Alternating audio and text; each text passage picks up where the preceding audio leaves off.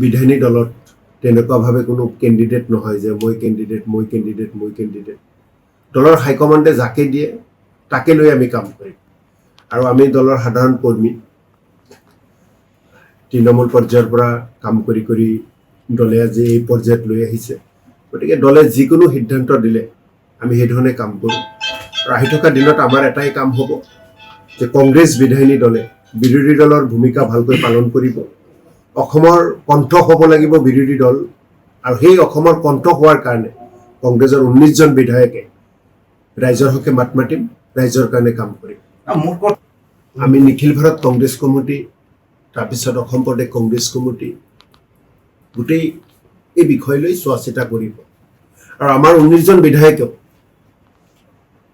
যিকোনো বিধায়কক আপোনালোকে সুধিব, দলৰ নেতৃত্বই যি সিদ্ধান্ত লয় সকলোৱে সেইটোৱে মানিব বুলি ক'ব। আৰু সেইটোৱে আমাৰ কথা। 19জন বিধায়কৰ এটাই কথাই হ'ব, মই যেনেকৈ কৈছোঁ যে দলৰ নেতৃত্বই যি সিদ্ধান্ত লয় সেই সিদ্ধান্ততে আমি কাম কৰিম। কেতিয়াবা আমি হাইকমাণ্ডক বেছি গুৰুত্ব দিওঁ কাৰণে আমাক কোনোবাই সমালোচনাও কৰে, কিন্তু আমি হাইকমাণ্ড মানি চলা মানুহ, আমি কংগ্ৰেছী, আমি হাইকমাণ্ডক মানি চলোঁ। বিজেপি এটা কমিটি কৰিছে, আমি কমিটি কৰা নাই।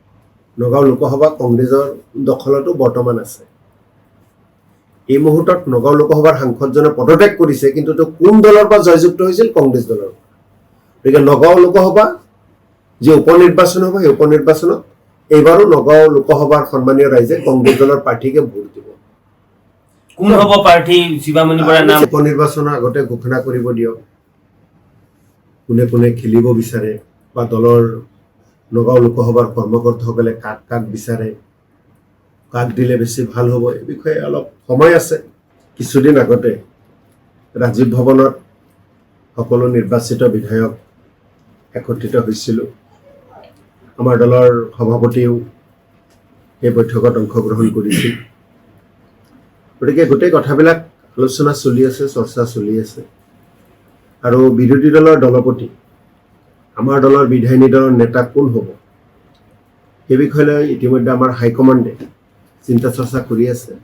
আৰু মই ভাবোঁ খুব কম দিনৰ ভিতৰতে বিৰোধী দলৰ দলপতি নাইবা কংগ্ৰেছ বিধায়িনী দলৰ নেতা হাইকমাণ্ডে নিযুক্তি কৰিব। আৰু আমাৰ বিধায়িনী দলৰ আৰু যিকেইটা বিষয়ভাৱ থাকে গোটেইকেইটা নিশ্চিতভাৱে বাছনি কৰিব। আৰু এই বিষয়ে যিহেতু 21 তাৰিখৰ পৰা বিধানসভাৰ প্ৰথমখন বৈঠক অনুষ্ঠিত হ'ব, মই ভাবোঁ তাৰ আগতে হ'ব লাগে বুলি। ধৰ্মৰ নামত অযথা কোনো আইন প্ৰয়োগ কৰিব নালাগে, ধৰ্মৰ নামত কাৰোবাক হাৰাশাস্তি কৰিব নালাগে।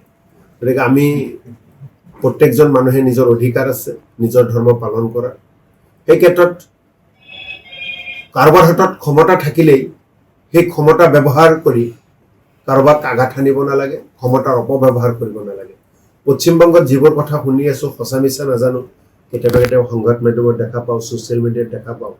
গতিকে তেওঁলোকে বিজেপিয়ে নতুনকৈ পশ্চিমবংগখনত শাসন কৰি আছে, শাসন আৰম্ভ কৰিছে। গতিকে সেই শাসন কোনোবা ধৰ্মক জ্বালা যন্ত্ৰণা দিয়াৰ নামত শাসন হ'ব নালাগে, কাৰোবাক কষ্ট দিয়াৰ নামত শাসন হ'ব নালাগে। সকলোকে লৈ সকলোকে সমান অধিকাৰ দি শাসন হ'ব লাগে। তাৰ নিৰ্বাচনৰ আগত বিশেষকৈ অসম আৰু পশ্চিমবংগত যি ধৰণে ভাষণ দিছিল, অসম আৰু পশ্চিমবংগ বেলেগ ৰাজ্য আৰু এখন 3খন ৰাজ্য তেওঁলোকে লাভ কৰিলে।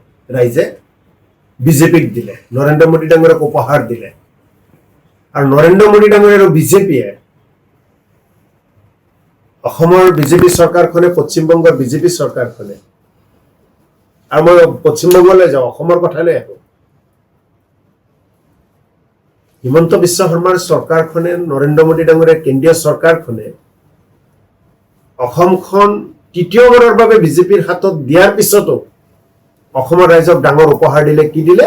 মূল্য বৃদ্ধি কৰিলে।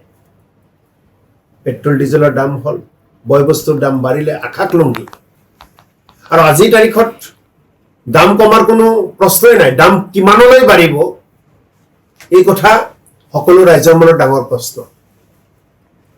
গতিকে যেতিয়া চৰকাৰ হয়, ৰাইজে আশা কৰে যে চৰকাৰৰ পৰা কিবা সকাহ পাম।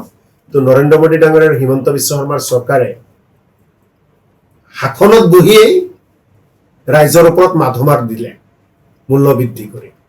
গতিকে মই ৰাজ্য চৰকাৰৰ প্ৰতি আৰু কেন্দ্ৰীয় চৰকাৰৰ প্ৰতি আহ্বান জনাইছোঁ, বিজেপি দলৰ নেতৃবৰ্গৰ প্ৰতি আহ্বান জনাইছোঁ, মানে আশা কৰি আপোনালোকক ভোট দিছে, আপোনালোকে চৰকাৰ গঠন কৰিছে, এতিয়া ৰাইজক সকাহ দিয়াৰ সময়, ৰাইজক কষ্ট দিয়াৰ সময় নহয়। আপোনালোকে আহিয়ে কষ্ট দিয়া আৰম্ভ কৰিলে। মূল্যবৃদ্ধি ৰোধ কৰিব লাগে, এই দাবী ৰাইজৰ, এই দাবী আমাৰ। যিকোনো খবৰৰ বাবে যোগাযোগ কৰক আমাৰ এই নম্বৰত 9181 307 2221।